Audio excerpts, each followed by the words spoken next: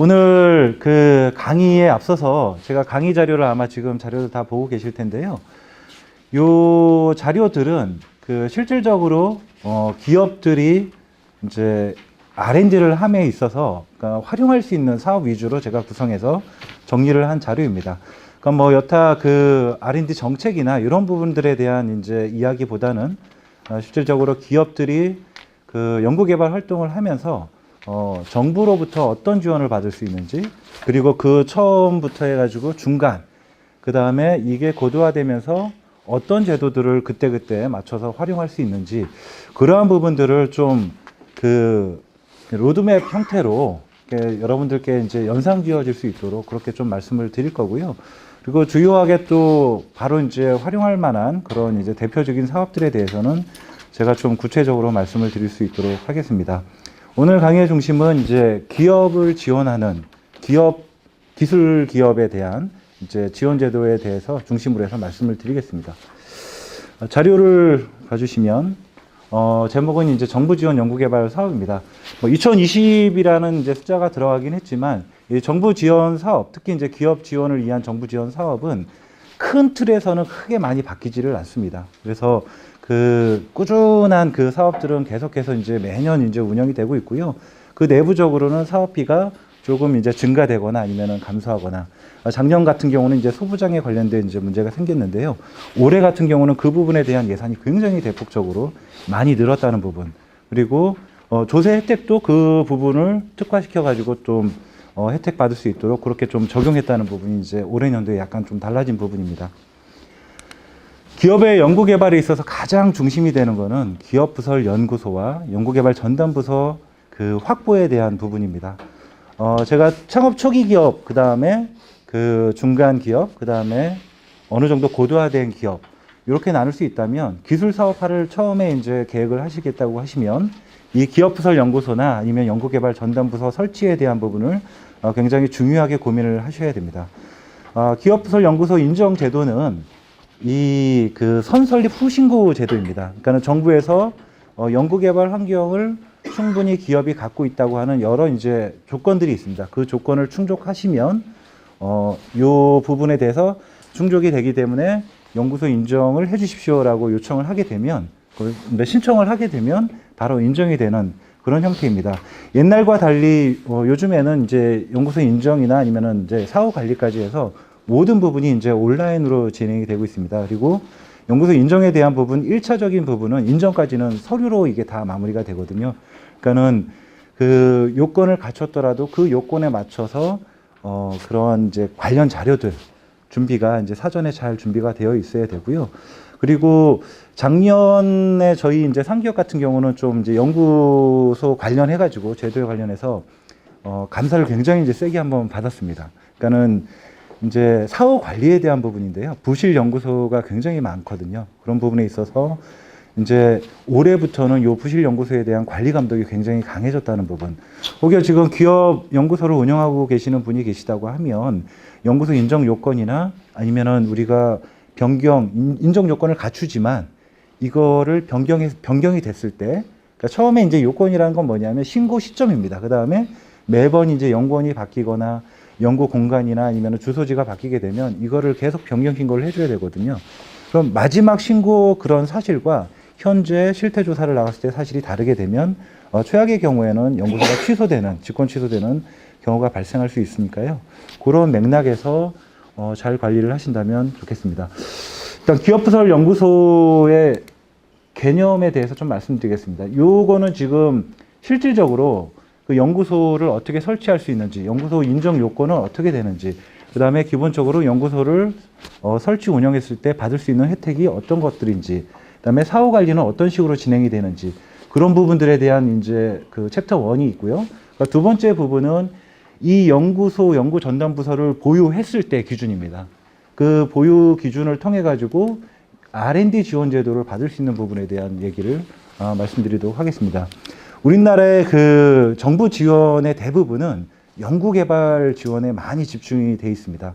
그리고 연구개발 지원에 대한 그 일종의 가이드라인 아니면은 이제 뭐 면허 같은 그런 개념인데요. 연구개발 지원을 받거나 아니면 신청하거나 그런 자격 요건을 갖기 위해서는 기업 부설 연구소를 보유하고 있거나 아니면 연구개발 전담 부서를 우선 보유하고 있어야 되는 그런 전제 조건이 거의 대부분이라고 생각하시면 되겠습니다.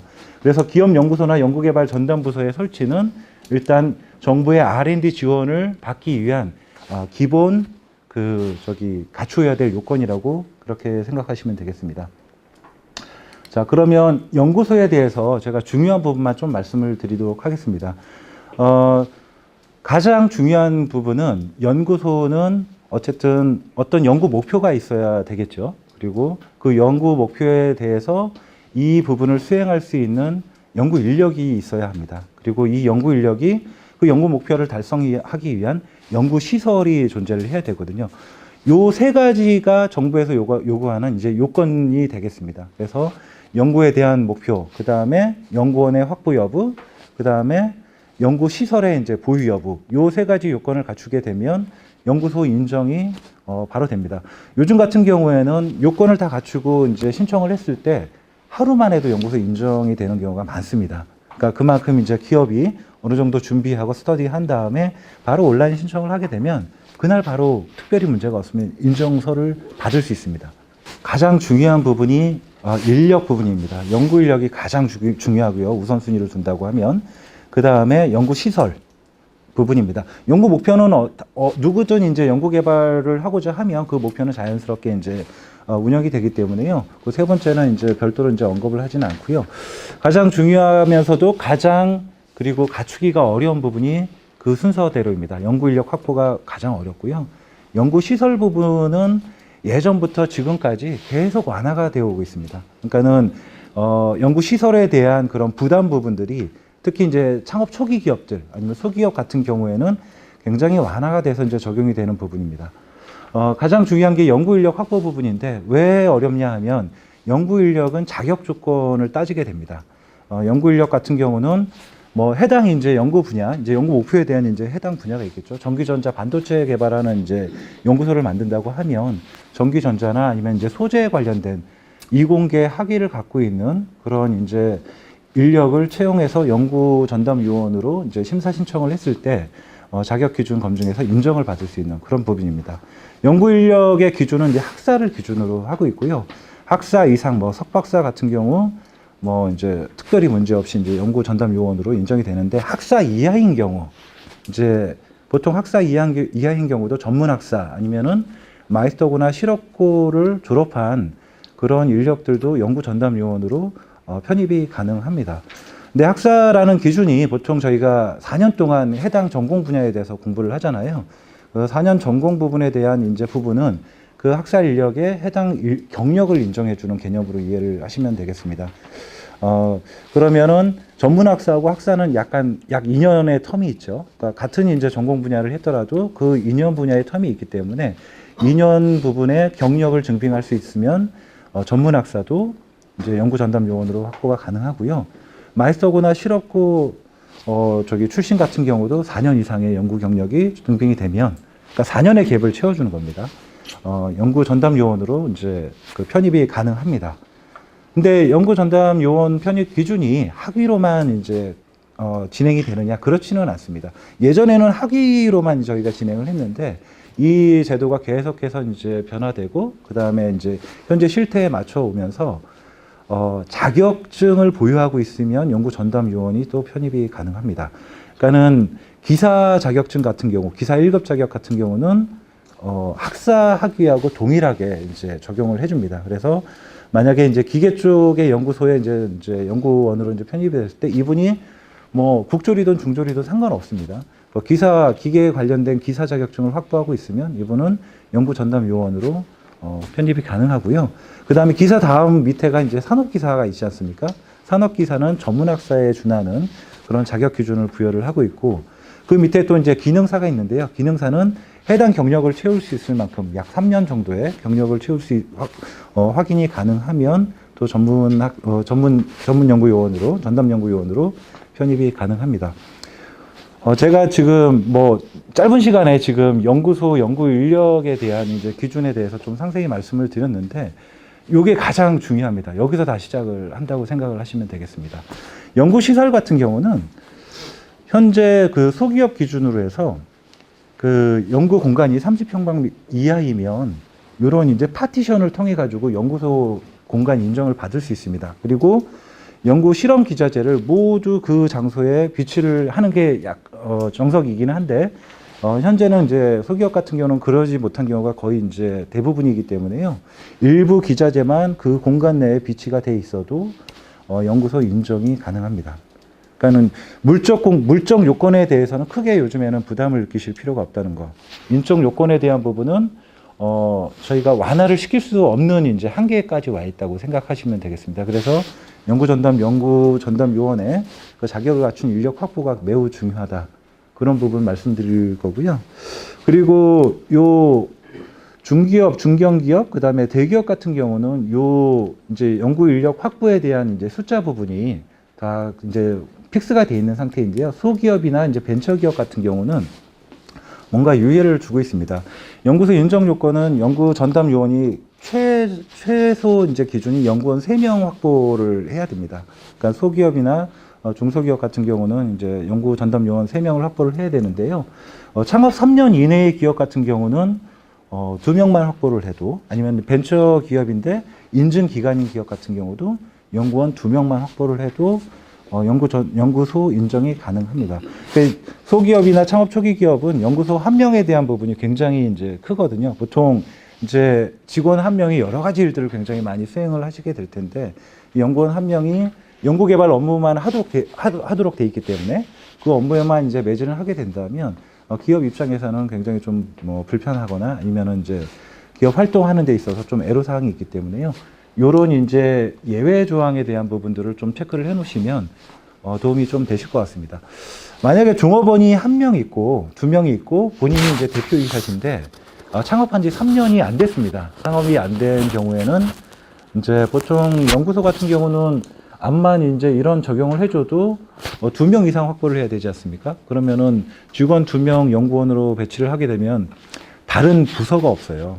그러니까는 연구소는 하나의 그 부서 개념이기 때문에 타 부서가 반드시 존재를 해야지 인정을 받을 수 있습니다. 그래서 연구 조직 외에 타 부서, 관리를 하거나 사업화를 하거나 아니면은 생산을 하는 그런 관련 부서가 1개 이상 꼭 존재를 해야 되는데, 창업 3년 이내의 기업 같은 경우는 대표이사도 연구 전담 요원으로 포함이 가능하다는 거. 이거는 정말 이제 혜택 중에 좀 특혜이거든요. 그래서 해당 대표가 이공계 분야 출신이고 연구 전담 요원의 이제 자격 기준을 갖추고 있다고 하면 본인 포함해서 직원 1명을 연구원으로 같이 이제 포함시켜서 연구소 설치가 가능하고요. 나머지 1명의 직원은 기획팀이든 생산팀이든 관리팀이든 하나의 조직도상에서 이제 부서를 만들어서 운영을 하시면 됩니다. 대표이사는 한 가지 좀 특혜를 주는 게 연구개발 업무뿐만 아니라 경영활동을 자유스럽게 할 수 있습니다. 그런 경우에도. 네. 그래서 요 이제 연구원 인적 요건에 대한 부분들을 좀 제가 상세하게 말씀드렸고요. 자료에서 아마 시간이 되실 때 아마 틈틈이 좀 보시면 되겠습니다. 그리고 연구소가 예전에는 이제 과학기술 분야만 있었습니다. 근데 지금은 이제 지식기반 분야에 대한 부분도 약 한 4년 전부터 인정을 해주기 시작했습니다.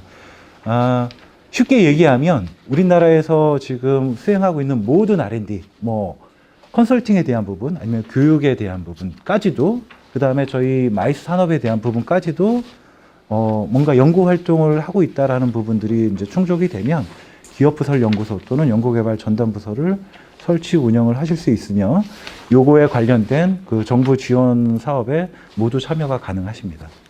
그러니까 지식기반 서비스 분야, 아마 여기에 아마 이런 분야 쪽에 이제 참여하고 계신 분들이 많을 텐데요. 이 지식기반 서비스 분야도 연구소 인정이 가능하다는 부분, 이거 좀 보시면 될 것 같고요. 자, 시설 부분입니다. 시설 부분인데요. 아까 제가 말씀드렸죠. 소기업 같은 경우는 연구 공간이 30평방미터 이하, 약 한 7평, 한 6평 정도 되는데요. 30평방미터 이하인 경우에는 그냥 이런 파티션으로 연구 공간을 구분 지어서 신고가 가능합니다. 그렇지 않고 30평방미터를 초과하는 경우에는 별도의 이제 이런 공간, 별도의 출입문이 있는 그런 공간을 확보해서 별도의 공간에서 연구소 운영을 하셔야 됩니다. 그런 부분. 그래서 소기업 부분들은 상당히 이제 진입할 수 있는 장벽이 굉장히 낮아졌다는 부분 말씀드리고 싶고요. 대표적으로 연구소나 전담부서를 설치를 했을 때 받을 수 있는 혜택 부분입니다. 그러니까 가장 이제 연구소를 설치했을 때 받을 수 있는 부분이 이제 조세 감면 부분하고 인력 지원 사업에 이제 참여할 수 있다는 부분이 가장 큽니다. 그러니까 조세 지원 부분은 일단 연구 개발에 들어간 투입되는 모든 비용에 대해서 법인세 또는 이제 소득세 감면을 받을 수 있는 부분입니다. 소기업, 중소기업 같은 경우는 법인세의 약 연구개발비의 약 25%를 법인세에서 감면을 해주고 있고요. 소득세도 마찬가지이고요. 중기업도 중견기업 또는 대기업으로 올라갈수록 이 감면 비율은 뭐 8%, 0에서 2% 이런 수준으로 굉장히 대폭 낮아집니다.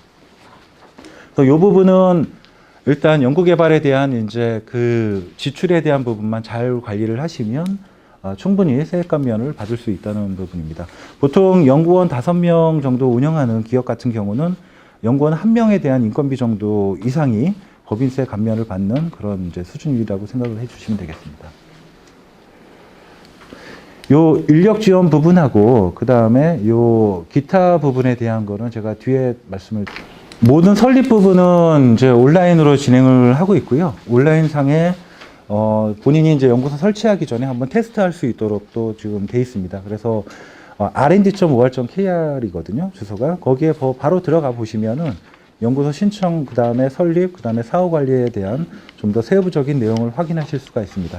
자, 제가 지금 연구소에 대해서 비교적 좀 시간을 할애해서 말씀을 드렸는데요. 자, 그 사업 중에 연구소가 일단 연구소를 중앙에 한번 놔두시기 바랍니다. 연구소를 중앙에 놔두면 연구 개발 업무 또는 이제 기업의 연구 역량 그리고 연구 개발을 통한 경쟁력 강화를 위해서 정부에서 해줘야 될 것들이 굉장히 많이 있습니다. 그 첫 번째로 뭐냐 하면 연구원은 아무래도 연구 개발 업무는 리스크가 굉장히 많은 부분입니다. 그래서 연구 개발 성과가 뭐 바로 나와서 이게 매출로 연결되는 그런 경우는 거의 드물고요. 보통 사이클은 1년에서 한 3년 정도 연구 개발에 투자를 해야 그 다음부터 매출과 연결이 되는 그런 이제 구조를 가지고 있고 리스크를 가지고 있습니다. 그렇기 때문에 그동안 들어가야 될 그 비용 중에 가장 큰 거는 인건비가 될 수 있겠습니다. 그래서 정부에서는 이 인건비를 보조해주는 사업을 만들었습니다. 기술인력 지원 사업이라는 부분을 만들었고요. 기술인력 지원 사업에는 이제 학사급, 석사급, 박사급 인력을 그 학위별로 이제 지원해 줄 수 있는 신진 연구 인력 지원 사업이라는 게 있고요. 그 다음에 기존에 이제 경력이 굉장히 오래된 이제 고경력 연구 인력 채용 지원 사업이라는 게 있는데요. 고경력 연구 인력을 채용했을 때 인건비의 50%를 지원해주는 그런 고경력 연구 인력 채용 지원 사업이 있습니다.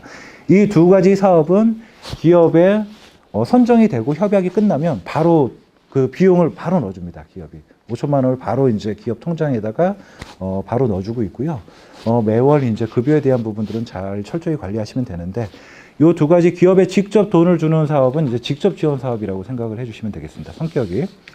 그와 이제 별개로 연구 인력 확보가 보통 소기업이나 중기업 같은 경우는 이제 아는 분들을 통해 가지고 이렇게 많이 이제 추천을 받거나 채용을 하시게 되는데 그렇지 못한 기업들은 훨씬 더 많습니다. 특히 이제 지방 기업들은 그런 경우가 굉장히 많은데요. 그렇게 연구 인력 본인들이 이제 기업이 원하는 연구 인력을 이제 찾거나 아니면 채용 연계 지원을 해주는 사업이 있습니다. 이공계 인력 중개센터 지원 사업이라고 해서 학위별 아니면 경력별로 기업이 원하는 이제 인재상을 저희 쪽에 이공계 인력 중개센터에 이제 요청했을 때 해당 인력을 계속해서 이제 소개를 해주거나 아니면은 이제 알선을 해주는 그런 이제 지원 사업이 있습니다. 그런 사업은 이제 직접적으로 기업한테 돈을 주는 사업은 아니고요. 그래서 그 간접 지원 사업으로 분류를 하시면 되겠습니다. 이렇게 인력 지원 사업이 한 파트가 있고요. 그리고 연구 개발을 수행하다 보면은 이제 기술에 대한 여러 가지 인증이나 아니면은 이제 상 그런 부분들이 필요하게 됩니다. 근데 인증이나 이제 상에 대한 부분들은 기업 자체적으로 경쟁력 확보에 굉장히 많이 이제 활용이 되고 있고요. 그리고 정부에서 이제 정부 보호하에 정부에서 우선 구매 조건으로 이제 그 매출 부분, 판로 지원 부분하고 그 다음에 홍보 부분에도 이제 활용되는 부분이 있습니다. 대표적으로 이제 시상과 인증 두 개로 나뉠 수 있고요. 인증 사업은 우리나라에서는 이제 대표적으로 NET 마크와 NEP 마크가 있습니다. 그러니까 NET 마크는 이제 신기술에게 기술 자체에게 주는 이제 기술 인증이고요. NEP 마크는 이제 제품화된 제품이 이제 신기술 제품에게 주는 이제 그런 이제 인증입니다. 그리고 시상 쪽으로는 이제 기술상들이 여러 개 존재를 하는데요. 보통 이제 과기부에서 이제 운영하는 시상은 IR52 장영실상이 이제 대표적으로 상으로 이제 분류가 될 수 있겠습니다. 상과 함께 또 그 연구소 운영에 있어서 이제 필요한 부분들은 이제 기술 교육이나 경영 교육이 있습니다. 그러니까 교육 부분이 한 축이 있고요. 그리고 연구소에서 이제 여러 가지 이제 재료나 시료 같은 것들을 해외에서 이제 수출입할 때 그 관세 감면에 대한 부분이 있고요. 그리고 마지막으로 또 하나 또 이제 제공해주는 여러 이제 서비스 중에 하나가 이제 관련 이제 기술 같은 경우는 이제 연구원 간의 이제 교류 활동들이 굉장히 많이 있습니다. 이 교류 활동은 이제 단순한 교류를 넘어서서 여러 가지 이제 정보 교류가 될 수 있도록 그렇게 지원해주는 사업인데요. 이렇게 연구소를 중심으로 해서 대략 한 5가지 정도의 정보 지원 사업으로 구성이 되어 있다고, 특성별로 구성이 되어 있다고 생각을 해주시면 되겠습니다. 요거는 R&D 조세 및 관세 부분인데요. 연구소나 전담부서를 설치를 하게 되면 자동적으로 혜택을 받을 수 있는 부분입니다. 또 특별히 뭐 과제를 신청을 해서 이제 받거나 하는 부분은 아니고요. 연구개발 활동에 대한 그 비용들을 이제 잘 관리를 하셔서 나중에 이제 그 관할 그 세무서 그 국세청에다가 신고를 했을 때 감면받을 수 있는 부분입니다. 가장 대표적인 게 요 1번하고 2번 부분입니다. 연구 및 인력개발비 세액공제 부분이 이제 비교적 가장 이제 혜택 부분이 많이 있고요.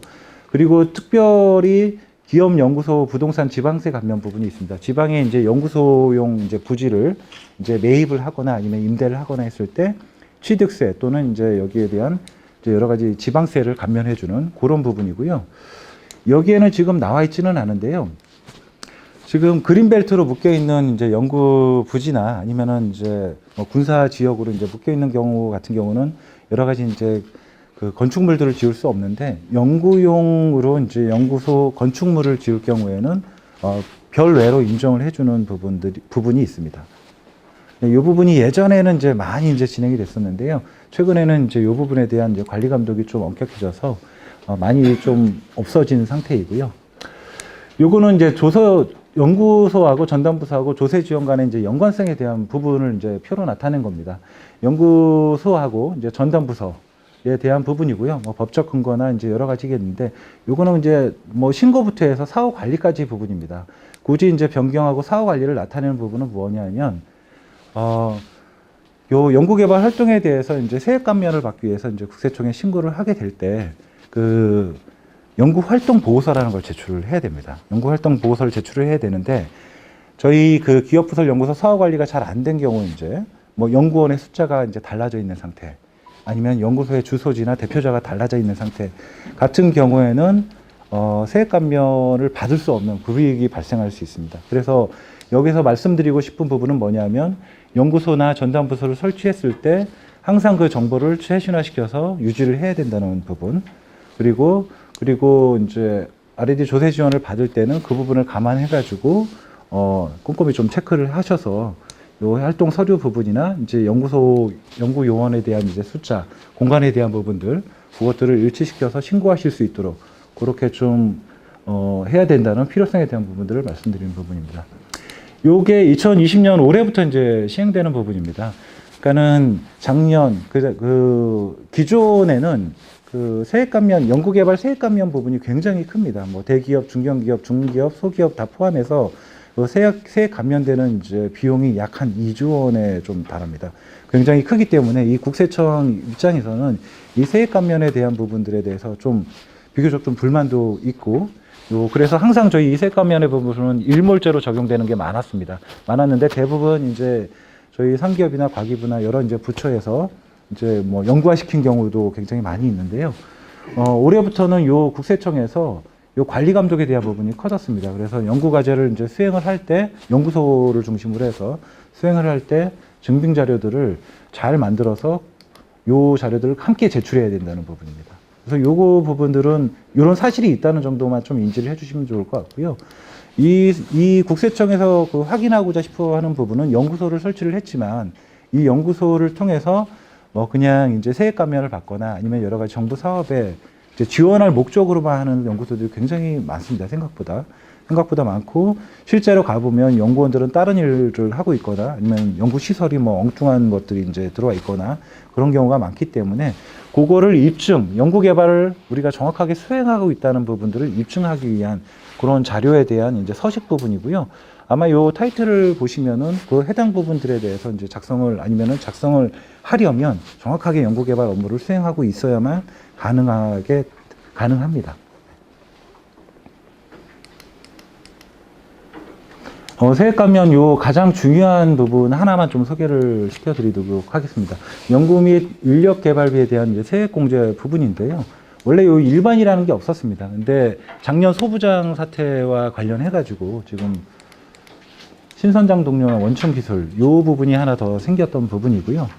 자, 일반 부분이 일단 보편적으로 많이 받는 부분이기 때문에 중소기업 같은 경우는 이제 당해년도 연구개발비 발생액의 25%를 이제 그 법인세 세액 감면 또는 소득세 세액 감면을 받도록 하고 있습니다.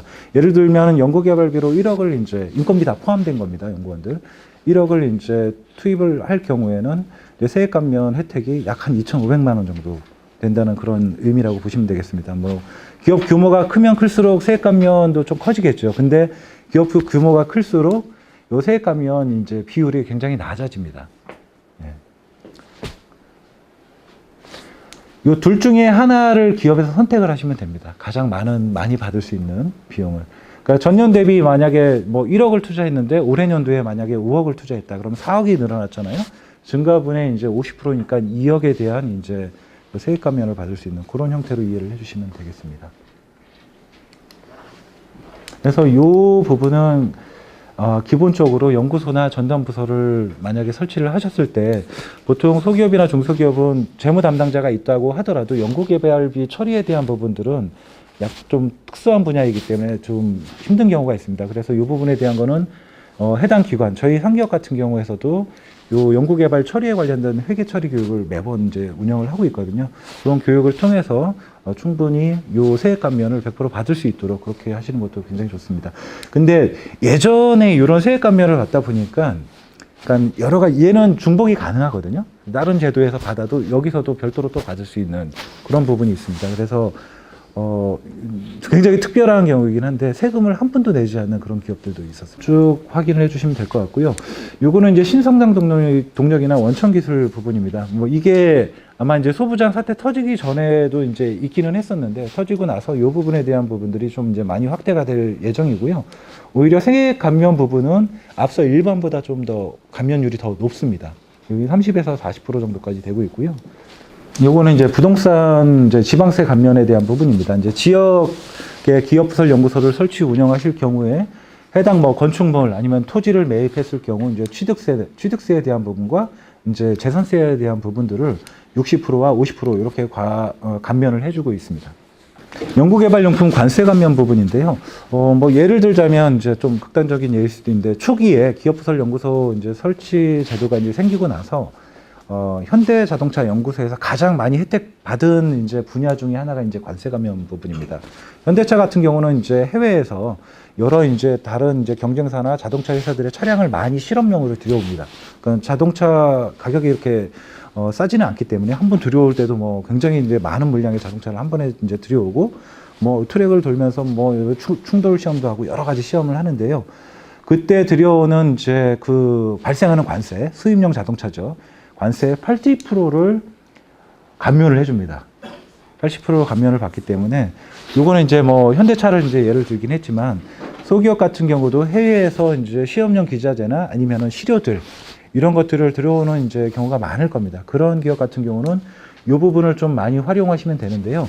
근데 모든 품목이 다 관세 감면 대상이지는 않습니다. 매년 품목은 바뀝니다. 매년 저희가 이 품목 고시를 하게 되고 거기에 이제 기업이 이 품목을 포함시켜 달라고 신청하고 거기에 이제 합당하다고 이제 판단이 돼서 그 품목에 올라갔을 때 이제 품목 고시를 하게 됩니다, 매년. 그럼 그 품목에 해당이 되면 이제 80%의 감면을 받을 수 있는 그런 개념으로 생각을 해주시면 되겠습니다. 요거는 연구원들한테 좋은 건데요. 보통 이제 연구원들의 급여 대신에 이제 연구 활동비라는 걸 줍니다. 그러니까는 소기업이나 중소기업은 급여에서 일부를 떼서 그걸 활동비로 이렇게 좀 주어서 이 활동을 좀 이 혜택을 받도록 하고 있는데요. 그러니까는 이제 연말정산 시에 연구원들이 최대 240만 원까지 세액 감면을 받을 수 있는 부분입니다. 이게 아마 그 환급 받을 수 있는 금액으로 치면 한 3, 40만 원 정도. 적지는 않죠, 연구원들한테는. 네. 이렇게 해서 세액 감면, 중요 세액 감면 제도에 대해서 좀 말씀을 드렸고요. 요 조세 지원 같은 경우는 매년 이 부분이 좀 법이 좀 바뀝니다. 조금씩 바뀌는데요. 그때마다 이제 확인하시기 힘들기 때문에 그런 경우에는 매년 저희 같은 기관들에서 수행하는 이런 교육들을 통해 가지고 최신 정보, 그 다음에 뭐 신고할 때 유의사항들 여러 가지 좀 그 정보를 확보하셔서 불이익이나 아니면은 충분히 받을 수 있는 혜택을 받으시면 되겠습니다. 자, 그 다음은 이제 R&D 인력 지원 사업 부분입니다. 이게 아마 현실적으로 가장 이제 많이 활용될 수 있는 사업 부분이고요. 그 다음에 이제 시상 인증제도, 기술 협력 사업 같은 경우는 이제 특수 조건에서 좀 활용하는 기업들이 이제 생기는 그런 사업이라고 보시면 되겠습니다. R&D 인력 지원 사업 중에서 가장 중요한 거는 가장 이제 그 필요한 부분은 중소기업 연구 인력 지원 사업이라는 게 있습니다. 요 부분 하고요. 그리고 이공계 인력 중개센터 지원 사업, 요 2번하고 7번만 일단 가장 중요하게 좀 체크를 해서 활용 대상에 올려놓으시면 되겠습니다. 요 전문연구요원 제도 같은 경우는 이제 기업이 연구개발 활동이나 아니면은 그 기업 규모가 어느 정도 수준에 다다랐을 때 활용할 수 있는 이런 제도입니다. 뭐 대략적이 제가 순서를 말씀드리면은 이제 초기에 기술 사업화를 통해 가지고 기업을 이제 창업을 하고 연구소를 만드는 부분까지를 이제 초기 단계로 볼 수 있고요. 그리고 연구소를 만들게 되면 이제 열심히 이제 연구 개발을 업무를 하되 정부에서 지원해주고 있는 여러 가지 연구 과제를 본인들이 할 수 있는 과제를 많이 수주해서 그 연구 과제를 통해 가지고 연구 역량을 이제 높이는 이제 진행 단계가 있고요. 그 다음에 이 진행 단계를 넘어서게 되면은 이제 기술이 이제 많이 축적이 됩니다. 그런 경우에 이제 활용할 수 있는 게 이제 NET 제도나 NEP 이런 걸 통해서 기술 축적을 이제 완료를 하게 되면 그 후에 이제 기술 고도화 단계가 됩니다. 그러니까 기술 고도화 단계는 이제 기업의 고도화 단계하고 같이 이제 올라가거든요. 그때 이제 활용할 수 있는 게 전문연구위원 제도이고요. 기술 초기 단계에 활용할 수 있는 이제 부분이 이제 중소기업 연구인력 지원 사업 부분하고 이공계 인력 중개센터 지원 사업이라고 보시면 되겠습니다. 해외 과학기술자 초빙, 요건 연구재단에서 운영하는 건데, 요거하고 중소 중견기업 이 연수 사업은 이제 이제 이공계 인재들한테 이제 해당되는 사업 부분이고요. 그리고 전문기술 연수 사업도 마찬가지입니다. 그래서 기업에서는 1번, 2번, 7번, 그리고 3번 부분은 위셋에서 이제 진행을 하고 있는 사업인데, 신준 여성 연구원 이제 채용 시에 이제 혜택을 주는 그런 부분입니다. 자, 그럼 전문연구위원 제도에서 좀 말씀을 드리자고 하면, 작년에 이것 때문에 아마 이제 크게 이슈가 됐었습니다. 이제 전문연구위원 제도, 그러니까 병역 특례 제도는 굉장히 다양하게 있습니다. 이제 산업계 쪽에서는 이제 산업균형요원 제도가 있고요. 그 다음에 그 전문연구요원 제도 두 개로 나눌 수 있고요. 그 외에 뭐 다른 이제 여타 제도들이 있는데, 그 중에 이제 전문연구요원 제도는 석사급 이상 고급 연구인재가 이제 대체 복무를 할 수 있도록 해주는 이제 제도입니다. 그러니까 고급 연구 인력들은 통상적으로 소기업이나 중소기업에 들어가려고 하지 않는 부분이 굉장히 큽니다. 근데 중소기업 같은 경우에서 이런 고급 인재를 활용할 수 있는 제도가 이 전문연구요원 제도라고 보시면 되겠습니다. 대체 복무를 받기 때문에 중소기업이나 아니면은 중견기업 쪽에 이런 고급 인재가 들어가서 연구개발 활동을 수행한다라고 생각하시면 되겠습니다. 작년에 산업계 인력 부분을 이렇게 대폭 줄인다고 했었습니다. 그래서 아마 뭐 학교 산업계 쪽에서 아마 크게 이슈가 되고 지금 이제 얘기가 됐었는데, 올해는 이제 산업계 쪽에 전문연구요원 배정 인력이, 활용 인력이 오히려 많이 이제 늘었습니다. 그게 이제 작년에 일본 이제 소부장 사태하고 아마 겹치면서 이 부분이 크게 산업계 쪽의 필요성이 이제 인정됐기 때문에 많이 진행이 된 거고요. 한번 이제 종사하게 되는 기간은 3년간 그 해당 기업에서 이제 복무하도록 되어 있습니다. 복무 조건은 보통 이제 기업 부설 연구소의 연구 전담 요원으로 복무를 해야 되고요. 그리고 3년간 요 고급 인재를 활용하고, 그리고 3년이 끝나면 통상적으로 이제 제가 이제 기업 쪽에 확인을 해본 바로는 대부분이 이제 이직을 합니다. 대기업이나 아니면은 뭐 연구원으로 들어간다거나 아니면 학교 쪽으로 다시 들어간다거나 그런 경우가 있기 때문에요. 요 3년간 고급 인재를 확실하게 이제 확보할 수 있는. 근데 만족도는 굉장히 높습니다. 기업들의. 그 인력에 대한 만족도는 굉장히 높고요. 그 3년이란 짧은 기간에 많은 것들을 해내고 간다는 그런 실적들도 있습니다. 그래서 혹시 주변에 어느 정도 이제 그 기업 역량이 되시면서 연구 개발 역량이 어느 정도 다다른 기업이 계시면 이 제도를 적극 활용하시면 좋을 것 같습니다. 지금 예전에는 기업마다 배정 인원을 딱딱딱 정해줬는데요. 요즘 같은 경우는 일종의 승자 독식 같은 경우입니다. 기업에서 많이 활용할 수 있으면 많이 가져갈 수 있도록 그렇게 지금 해주고 있습니다. 예전에는 뭐 1명 배정, 2명 배정 이렇게 지정을 해줬거든요. 근데 최근에는 그렇지 않고요. 배정을 충분히 할 수 있는 기업들한테는 뭐 5명이든 이렇게 배정이 될 수 있도록 그런 시스템이 바뀌었습니다. 제도 개헌은 제가 뭐 좀 방금 말씀을 드렸고, 그 신청 자격은 연구소만 가능합니다. 연구개발 전담부서는 이제 요 제도를 활용할 수는 없고요. 그리고 중소기업이나 중견기업 이제 같은 경우는 자격 기준이 다른데요.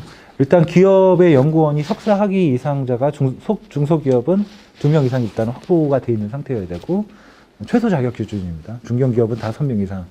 그래서 고급 인력을 뭐 기업에서 한 2~3명 이상씩 이렇게 확보하고 이제 운영한다는 게 쉽지는 않거든요. 그래서 이 부분은 이제 연구개발 단계가 어느 정도 고도화됐을 때 기업이 역량이 그때 활용하시면 좀 더 이제 점프할 수 있는 그런 이제 아주 좋은 제도라고 보시면 되겠습니다. 제도에 대한 이제 접수 기간인 부분인데요. 연구 산업계 쪽도 저희 상기업에서 이제 하고 있고요. 그 다음에 기초과학 연구에 대한 대학 쪽 이제 특례 부분도 저희가 담당을 하고 있고, 국공립연구기관, 출연연구기관 쪽에 특례위원도 저희가 담당을 하고 있고요. 이런 공익법인 연구기관도 상기업에서 좀 담당을 하고 있습니다. 웬만한 산업계 쪽의 지원 부분은 저희 쪽에 다 이제 확보를 하고 있다고 생각하시면 되겠습니다. 저희가 접수해서 추천을 하면 과기부에서 추천 인력을 병무청에 이제 전달을 하거든요. 그 배정 기업을. 그럼 거의 대부분 그대로 이제 진행이 됩니다. 아마. 그래서 근데 이게 뭔가 선정평가위원회를 개최를 해서 선정하는 그런 시스템은 아니고요. 점수가 다 정량화되어 있습니다. 그래서 그 점수가 정량화되어 있는 요건을 사전에 본인이 다 테스트해서 확인을 하실 수 있기 때문에요. 그 점수 이상이면 배정을 받을 수 있는 자격을 갖추게 됩니다. 네, 전문연구회 제도 말씀을 드렸고요. 중소기업 연구인력 지원 사업 부분입니다. 이 사업은 기존에 산업부에서 진행을 하다가 작년부터 중기부에서 사업을 이관받아갖고 진행을 하고 있습니다. 트랙 1, 2, 3로 나눠져 있는데 트랙 1과 2만 보시면 되겠습니다. 신진 연구인력과 고경력 연구인력 부분인데요. 3년간 인건비 약 50% 수준으로 지원을 해줍니다. 그래서 최초 선정되고 나서 매년 이제 지원 여부에 대한 이제 별도 평가를 하게 되는데 거의 대부분 유지가 되는 형태로 가기 때문에요. 최초 선정만 되시면 3년간 특별히 기업에 문제가 없으시다면 지원을 받을 수 있는 그런 부분입니다. 특히 고경력 연구인력 채용 지원 같은 경우는 이제 보통 대기업 뭐 수석급이든 아니면 이제 그 책임급이든 아니면 이제 대학에 이제 교수급으로 계시다가 퇴직하신 분들이 연구소장이나 기술임원으로 가실 때 많이 이제 좀 지원하는 제도이고요. 보통 연봉이 1억이 넘는 경우가 많습니다. 중소기업에서 이제 연봉 1억에 대한 인건비 지불은 굉장히 이제 어렵거든요. 그래서 그 1억이라고 만약에 했을 때 거기에 50% 수준인 5천만 원씩 매년 연봉 지원을 해주고 있는 그런 사업이라고 이해를 해주시면 되겠습니다. 매년 5천만 원까지가 맥시멈입니다. 네. 연봉이 만약 8천이면 4천만 원 지원되는 그런 형태입니다. 네, 신준 연구인력 지원 사업 부분이고요. 요거는 작년까지는 석박사만 지원이 됐는데 올해부터는 이제 학사까지 지원을 해주는 이제 제도로 바뀌었습니다. 기업별로 최대 2명까지 지원이 가능하고요. 기준 연봉이 있습니다. 그래서 그 학사 학위자 같은 경우는 이제 2,700, 그리고 석사 학위자는 이제 3,600, 박사 학위자는 4,500. 이렇게 이제 기준 연봉이 나눠져 있고요. 매년도 갈수록 기준 연봉이 높아지면서 지원 금액도 같이 늘어나는 그런 특성을 가지고 있습니다. 디렉트는 제가 방금 말씀을 드렸고요. 이 우대 가점 부분을 잘 활용하셔야 됩니다. 이 사업은 예를 들면 작년 하반기에 2차 신청 접수를 했는데 경쟁률이 20대 1이었습니다. 네. 이게 굉장히 좀 높아서요. 근데 여기서 가장 중요하게 보는 게 뭐냐면 방금 트랙 1 신진 그 인력 지원도 그렇고 그 연구 기업에서 이제 연구 개발의 그런 이제 특성하고 그 지원 인력의 적합성 부분이 가장 배점이 높거든요. 만약에 이제 소재를 개발하는데 화학 전공자가 딴 일을 하다가 이제 왔다. 그러면은 이제 경력 부분에서 약간의 미스매칭이 있으면 이제 감점 요인이 됩니다. 그래서 그 해당 경력자 아니면은 해당 정확한 전공자가 이제 서로 매칭해서 이제 그 신청이 들어왔을 때 선정될 확률이 비교적 굉장히 높아지는 그런 제도라고 보시면 되겠습니다. 나머지 부분은 좀 참고해 주시면 되겠고요. 요거는 이제 이공계 인재 채용 연계가 필요할 때 그때 좀 활용을 하시면 좋은 제도입니다. 현재 제가 담당하고 있는 사업이기도 합니다. 자, 지금 뭐 바로 이제 기업 연구소를 설치했을 때 활용할 만한 사업에 대해서 좀 안내를 해드렸고요. 요 연구소 운영이 어느 정도 진행이 돼서 기술 확보가 이제 점차 진행이 되고 요 기술 확보에 대한 이제 대외적인 이제 공실력을 얻기 위해서 이제 활용하는 제도가 이제 이런 인증 제도입니다. 시상 인증 제도이고요. 가장 대표적인 게 이 1번하고 2번 NET, NEP 제도이고요. 그 다음에 요 3번이 이제 산업기술상에 대한 부분이고 요 우수기업 연구소 지정 부분은 이제 재작년 2년 전부터 이제 진행을 했습니다. 요거는 이제 과기부에서 기존에 현재 지금 연구소가 4만 약 1,000개 정도 됩니다. 국내에 이제 인정되어 있는 연구소가. 그거보다 좀 규모가 작은 연구개발 전담부서가 2만 8천 개 정도 되는데요. 그 4만 개 중에서 이제 우수기업을 지정을 해주는 그런 부분입니다. 이거는 아마 지원이 지금 구체적으로 나와 있지는 않는데 앞으로 많이 확대될 예정입니다. 그러니까 신기술 인증하고 그 다음에 NET, NEP 마크 같은 경우는 아마 궁금하실 게 많을 텐데 요거는 저한테 찾아오시면 제가 담당자를 다이렉트로 연결해 드릴게요. 그거는. 그리고 NET 마크하고 NEP 마크는 100명이 신청하면 뭐 30명을 이제 선정해 준다. 그런 이제 상대적인 상대평가가 아닙니다. 절대평가입니다. 그러니까 100점을 기준으로 봤을 때 중소기업은 60점 이상, 대기업은 70점 이상. 뭐 이렇게 점수를 얻어야만 인정을 받을 수 있습니다. 100개 기업이 다 우수하면 100개 다 받을 수도 있고요. 100개 기업 신청했는데 비교적 그 점수에 우수하지 못하면 다 떨어질 수 있는. 그러니까 작년, 재작년까지의 평균 선정률은 약 한 10%, 아니, 그러니까 15% 내외 정도로 나오고 있습니다. 네. 선정률이 그렇게 높지는 않습니다. 3단계에, 둘 다 3단계에 걸쳐서 이제 진행을 하고 있고요. 요거는 저희 협회 1층의 시상인증단에서 진행을 하고 있습니다. 작년부터 또 이제 새롭게 진행된 사업이 이제 그 소방안전 제품에 대한 인증 사업을 저희가 행안부에서 받아서 지금 행자부에서 받아서 진행을 하고 있고요. 추가적인 여기 나와 있지는 않은데 그거는 제가 좀 말씀을 드렸습니다. 최근에는 이렇게 좀 바뀌었습니다. 원래는 옛날에는 이제 인증이 5개 인증이었거든요. 그래서 건설하고 환경 부분은 국토부하고 환경부에서 알아서 이제 인증 평가를 하고 나머지에 대한 부분은 이제 기표원에서 진행을 합니다. 나머지 인증 부분은 그러니까 저희 상기업에서 다 진행을 하고 있다고 보시면 되겠습니다. 과학 분야, 그 다음에 산업 분야 둘 다. 네. 그 인증에 대한 부분, 요 표는 아마 보시면 될 것 같고요. 유효 기간이 굉장히 많이 늘었습니다. 근데 요 2개 인증은 법적 다툼이 많이 있는 인증입니다. 왜냐하면 이 인증을 받으면 국가에서 그 기술이나 제품이 보호가 됩니다. 그러면은 유사한 기술이나 제품이 시장에 나오지 못하거나 아니면 좀 이제 혜택을 받을 수 없는 그런 이제 상대적 열의 위치에 놓이게 되거든요. 그래서 이 부분은 좀 소송도 좀 많이 있기 때문에 준비하실 때 그런 부분도 다 같이 경쟁사나 경쟁 기업들이 있을 거 아닙니까? 많이 좀 준비를 하셔야 되고요. 대표적인 기술상은 이 부분 좀 확보를 해주시면 될 것 같고요. 녹색 인증은 예전에 이제 MB 정권 시절에 많이 이제 쭉 올라오다가 최근에는 이제 지원 분야에 대해서 많이 좀 사그라드는 그런 이제 추세입니다. 우수기업 지정 같은 경우는 이제 재작년에 이제 과기부에서 진행을 했고요. 요거는 지원의 혜택에 대한 부분들이 아마 과기부 차원에서 계속해서 늘어날 예정입니다. 지금 3년 차이기 때문에 비교적 요 우수기업 인증을 받을 수 있는 그런 확률은 좀 더 높다고 생각을 해주시면 되겠습니다. 네, 기술협력 지원 사업 마지막 부분인데요. 기술협력 지원 보편적으로 활용하기보다는 특별한 목적을 가지고 아마 진행을 하시면 되겠습니다. 산학연 협력 클러스터 지원 사업 같은 경우는 이제 특정 연구 과제에 대해서 산학연이 컨소시엄을 맺어갖고 진행하는 부분이고, 요 기술융합 클러스터 지원 사업은 저희 협회 이제 회원사일 경우에 지원해주는 사업. 그다음에 학연 공동 기업 연계 후속 연구 개발 지원 사업 같은 경우도 과기부에서 이제 학교와 연구기하고 같이 이렇게 진행을 했을 때 이제 기업의 이제 연구비로 지원해 주는 사업. 마지막으로 기업군과 원스톱 지원 사업은 요거는 아마 잘 활용해 보실 필요는 있습니다. 뭐 여러 가지 이제 정부 지원 사업이나 아니면 궁금한 R&D에 대한 부분들 아니면 기술 진단을 좀 받고 싶을 때 자문을 받고 싶을 때 이쪽으로 연락을 해주시면 해당 이제 경험자를 현장에 파견을 해줍니다. 그러면은 현장에서 이제 자문도 받으실 수 있고요. 여러 가지 이제 제도에 대해서 소개를 받을 수 있는 그런 사업이라고 보시면 되겠습니다. 네, 저희 협회는 79년도에 이제 설치가 됐습니다. 그 이제 민간기업 연구소 이제 설치 지원을 위해서 이제 진행이 됐고요.